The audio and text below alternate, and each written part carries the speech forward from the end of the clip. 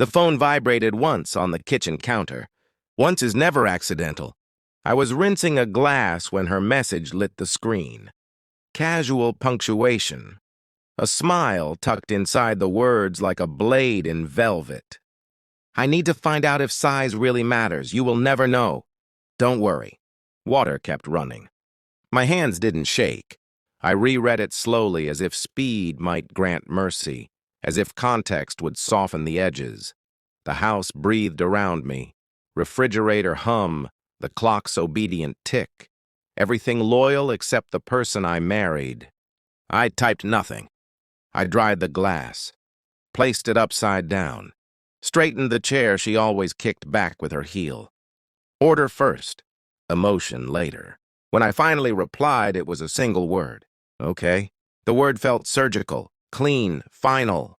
That night she kissed my cheek like muscle memory. Her perfume arrived before she did, lingered after she left. I watched her reflection in the microwave door, how she checked herself, how her mouth rehearsed other smiles. I slept lightly, not from fear, from calculation. The next days rearranged themselves around a quiet truth.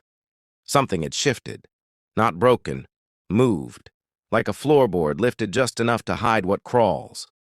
She laughed louder, stayed out later. Her phone became a private room with a locked door. When I asked about her girls' night, she said the word girls like armor. I nodded. I always nodded.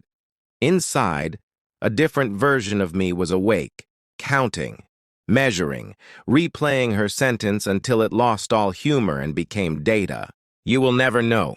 People say that when they believe you're incapable of knowing. I began with silence. Silence makes people sloppy. Her phone bill arrived. Numbers don't lie, they just wait. A new number repeated itself like a heartbeat. Late hours, short bursts, long pauses. I didn't confront. I memorized. I watched the way she dressed now, intentional but careless, as if someone else would be the one to appreciate the effort. I noted the nights she showered immediately upon returning home, the nights she didn't. I smiled when appropriate. I touched her shoulder in passing. I made dinner. I became invisible on purpose. Investigation isn't dramatic. It's dull. It's patience pretending to be boredom. I checked timestamps. Cross-referenced locations she forgot to turn off. The bar she named wasn't open on Tuesdays. The receipts told a different geography. I didn't need pictures. I didn't need proof beyond doubt. I needed timing. The week moved like a held breath. On Friday, she texted that she'd be late. Again, a heart emoji. Overcompensation is a confession. I prepared the house. Not theatrically, precisely. I asked her sister to come by. Told her it was a surprise. Family understands gravity even when they don't understand reasons. Then I waited. The doorbell rang close to midnight. I didn't open it. Her sister did. I stayed in the kitchen, back straight, listening to the world rearrange itself in the hallway, the sharp inhale, the pause where excuses scramble, the sound of heels stopping short. "Why is she here?" my wife asked. No answer. I stepped into view. Her face drained fast. Blood knows when to flee.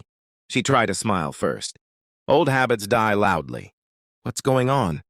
I held up her phone. Not accusing. Just present. The silence was absolute. Even the clock seemed to hold. She reached for it. I pulled back.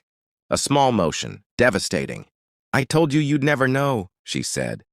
Her voice cracked on the word never. "I know," I said. "That's why I didn't ask." Her sister left without a word. Doors understand when to close. I placed an envelope on the table. Inside, printed logs, highlighted patterns, a lease agreement she'd signed 2 weeks ago for a place across town. The future she forgot to hide. She sat slowly, as if gravity had increased. "You went through my things," she whispered. "No," I said. "You left them out."